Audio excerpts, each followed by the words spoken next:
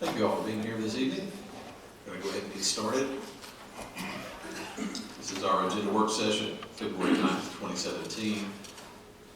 We are attempting to set the agenda for the February 23rd regular council meeting. Shannon, if we could have the roll call, please. Mayor Lambert. Here. Vice Mayor Sewell. Here. Councilmember Cagle. Here. Councilmember Hilton. Here. Councilmember Williams. Here. City Manager Miller. Here. Interim City Clerk Litchfield. Here. Okay, under old business, potentially before us on second and final reading would be the ordinance 1028 regarding the on-premise and off-premise signs and billboard regulations. I'm sure there will be plenty of discussion tonight during the regular council meeting pertaining to that, but if you have a question that you just can't wait to ask, then feel free to ask now, but I'm sure we will again have a lively conversation at 6:30 regular meeting tonight.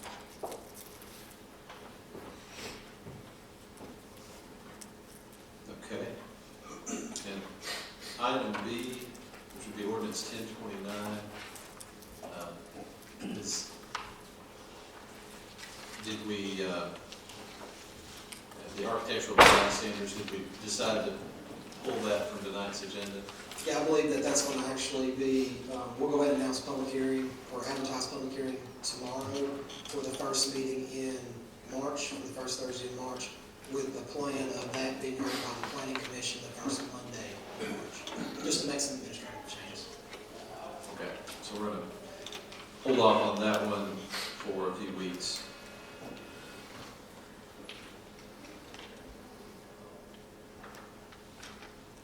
Okay.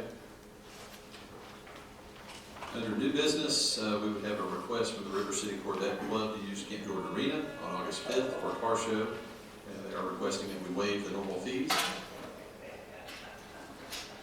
anyone have additional information they'd like to share? I'm guessing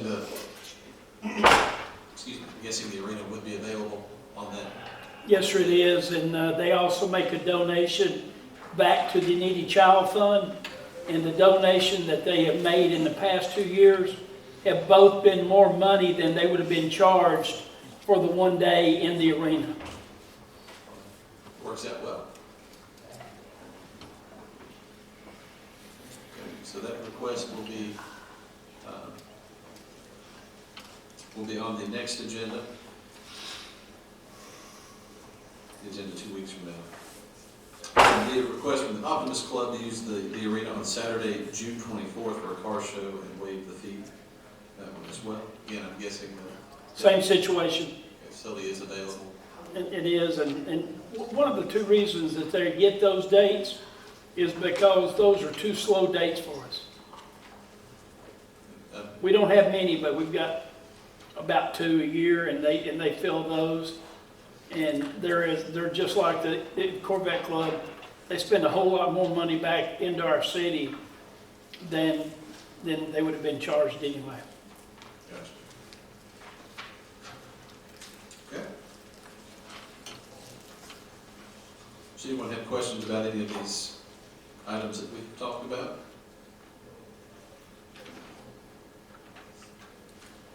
Okay. We'll go around the dais here and see if there are any new items.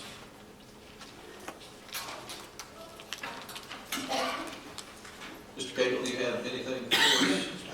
Okay. Mr. Sewell? I'll just look at this second page here about the miscellaneous items. Is that something we need to act on? Oh, was that on the surplus property? Those things will be in the consent agenda next time. 23rd.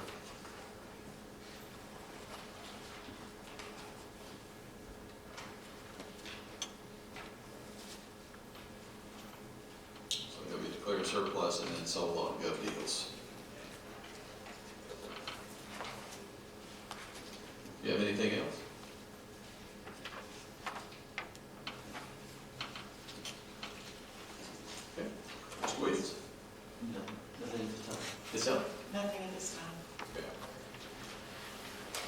Right, I do have one thing. Got a little water accident there in the back, but Sorry. most of it's survived. It's all right. That'll teach me to leave my water bottle without the cap on it. This is some information that I talked about last time, 2 weeks ago. I just wanted to distribute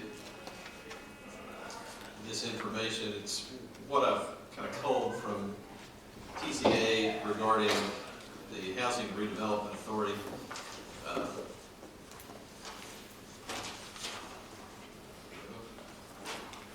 Forget the wet edge there on the paper.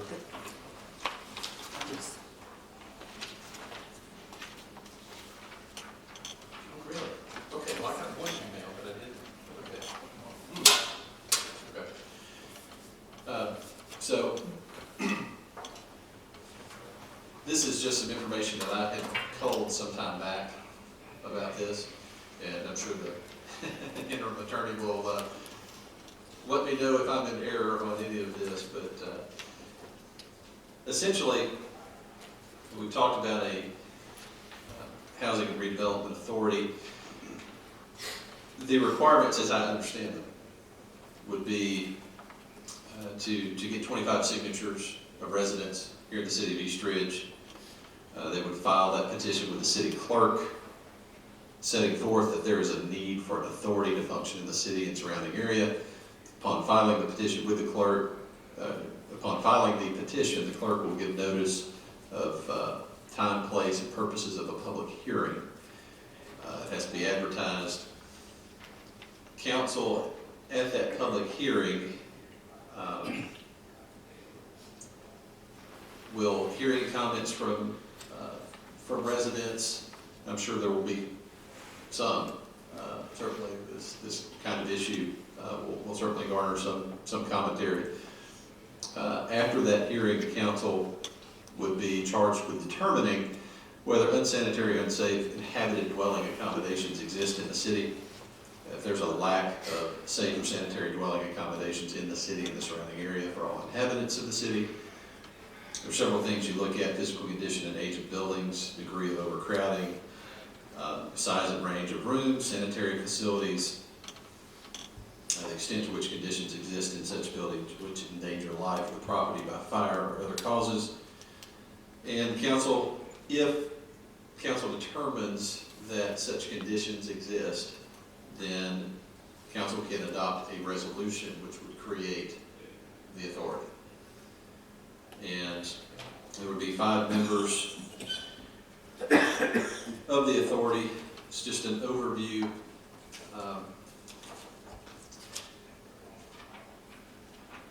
The need for this, I think, there are several things.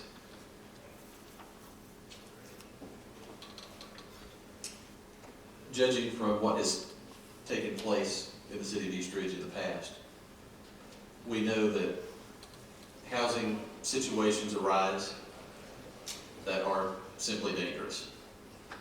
And we have some limited ability to fix that, but we don't have a full range of ability to fix that. This gives us a tool, gives the city a tool that it does not currently have. I think in a lot of ways it can strongly encourage compliance from the owners of those properties to clean them up. Because this authority, this redevelopment authority, housing authority, would have the ability to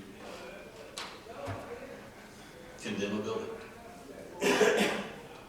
And would be able to condemn the building and pay for it, but ultimately take it out of the hands of that person who has created the situation. And I think it's not hard to remember back to the very unfortunate situation we saw just September of 15, I believe it was, hopefully we will never see that kind of situation again. I believe this authority will help to prevent that kind of situation from ever happening again. Again, please do read through this. Do any research you want to do as far as what similar authorities have done in other places.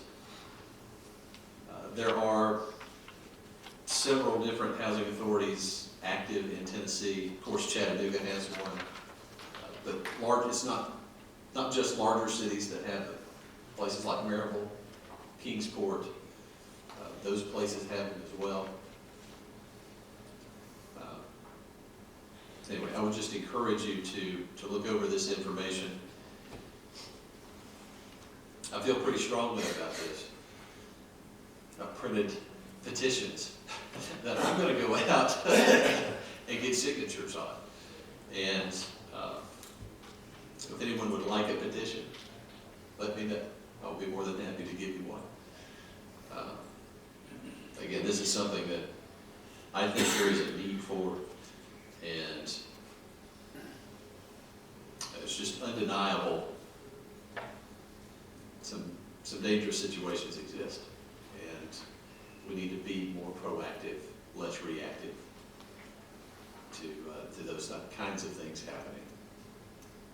That's all. I'm finished. Mr. Mayor, several years back, did we have a housing authority, Jack Sharp, and There was a Better Housing Commission, and they were not established under the Housing Authority code. It was essentially a commission created by the East Ridge Commission, City Commission. And they did go out and regulate. They would, someone had a car. I remember one instance, a neighbor of mine had a car that didn't get off the blocks for a couple of years. And the Better Housing Commission, I think, came by and put a note on it or something. But it was things like that I think a lot of our codes department takes care of these days. Well, Kenny, you look like you want to say something. Please step up. So that commission existed just prior to the legislation that allowed us to conduct administrative hearings. So that commission kind of had that capacity, that would hear cases. A form of that commission currently exists for the appeals process for condemnations and so on and so forth. But originally, that commission, when we first got into the property maintenance business, that commission existed to hear the cases prior to the AHO. Yeah, I think actually they had to take it to our judge at the time, didn't they? Yes, they did. And all he could find at the time was $50, I think. It was.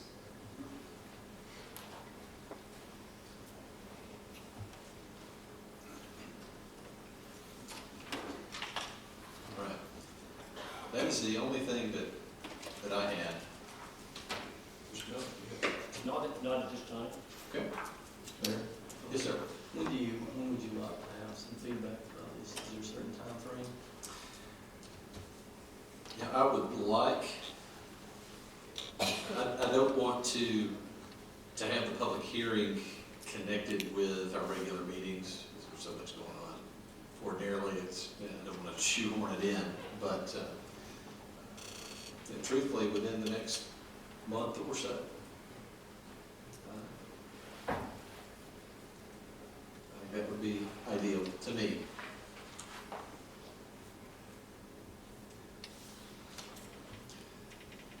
If there's nothing else, we will adjourn this meeting. We've got about 14 minutes, it looks like, until our regular council meeting will start.